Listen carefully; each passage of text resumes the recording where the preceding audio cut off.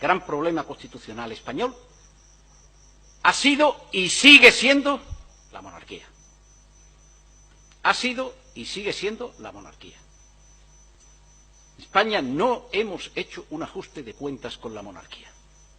Y todos los países que han conseguido estabilizarse democráticamente han hecho un ajuste de cuentas con la monarquía, bien porque esa monarquía se convirtió en monarquía parlamentaria en el tránsito del antiguo régimen al Estado constitucional, y entonces ese principio, que es normalmente el principio de soberanía parlamentaria, que es el principio de origen inglés y que es el modelo inglés, que no tiene constitución escrita, pero que es un principio de soberanía parlamentaria que se impone nada menos que con unas guerras civiles, deteniendo a un rey, haciéndole un juicio y ejecutándolo. Y expulsándolo después, al final del siglo XVII, mediante una revolución, y por lo tanto estableciendo que el principio, que el Parlamento y que el principio de soberanía parlamentaria es el principio constitutivo. Por lo tanto, suprimiendo por completo el principio monárquico y cortándole la cabeza al rey. Y además, en el enjuiciamiento del rey, en el acta de acusación que se le hace, en el juicio al rey, se le hace porque el rey ha levantado un ejército y ha hecho la guerra al Parlamento y al pueblo de Inglaterra representado por el Parlamento. Este es el acta de acusación que se le hace a Carlos I. Y con este fundamento es con el que se le corta la cabeza. Usted ha hecho la guerra al pueblo de Inglaterra representado por el Parlamento. Y por eso le cortamos la cabeza. Por eso le cortamos la cabeza. Y el ajuste de cuentas se hace. ¿Y de qué manera? Y ahí está el origen de todos los problemas que hemos tenido, desde la corrupción hasta el tema de que no podemos tener una estructura del Estado constitucionalmente definida, hasta la presencia de la Iglesia Católica y el peso que sigue teniendo la presencia de la Iglesia y los acuerdos con la Santa Sede. Todo esto viene de lo mismo. Y el derecho a la enseñanza, de la forma en que lo tenemos.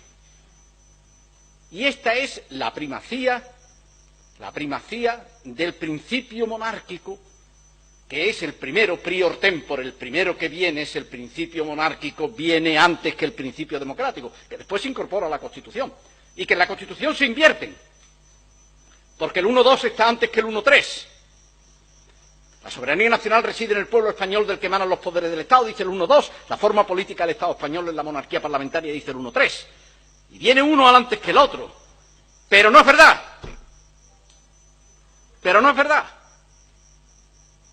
España no es una monarquía parlamentaria, aunque la Constitución diga que es una monarquía parlamentaria, porque no se ha hecho ese ajuste de cuentas. Y lo hemos visto en la abdicación del rey. Normalmente no se ve.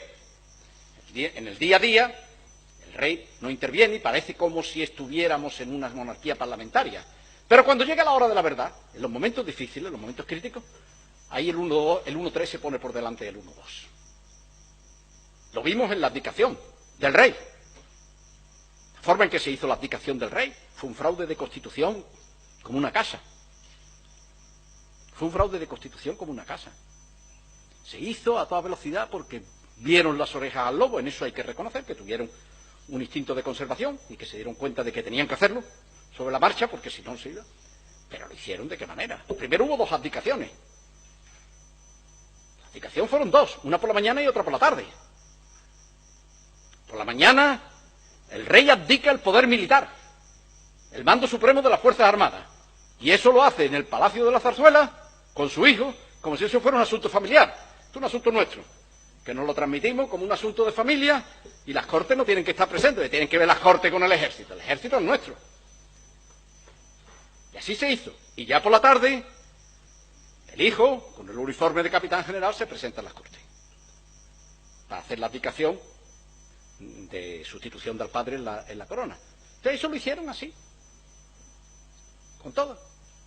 Y si vosotros cogéis, y es una cosa llamativa, la fórmula de promulgación de la Constitución, la fórmula de la promulgación de la Constitución es curiosísima.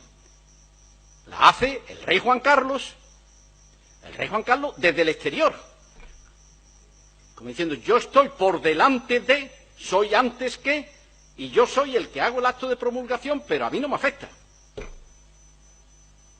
La fórmula de la promulgación es curiosísima, de la Constitución del 78, que es una cosa que curiosamente en las colecciones jurídicas con las que se le enseña a los alumnos no aparece la fórmula de la promulgación, nada más que aparece en la edición del Boletín Oficial del Estado. Pero en todas las colecciones que se están utilizando para la enseñanza no viene la fórmula de la promulgación de la Constitución. Que es una cosa en la cual el rey, desde el exterior, yo soy antes, yo no me someto a la Constitución. No juró nunca. El rey Juan Carlos no juró nunca la Constitución.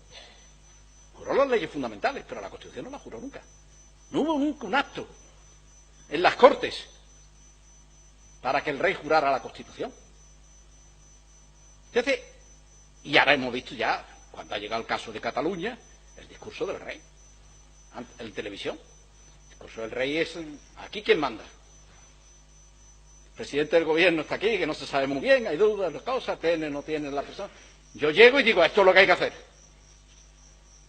Y mando y pongo orden y le digo al Partido Socialista además, cuidadito, cuidadito, de separarse ni un solo milímetro de esto.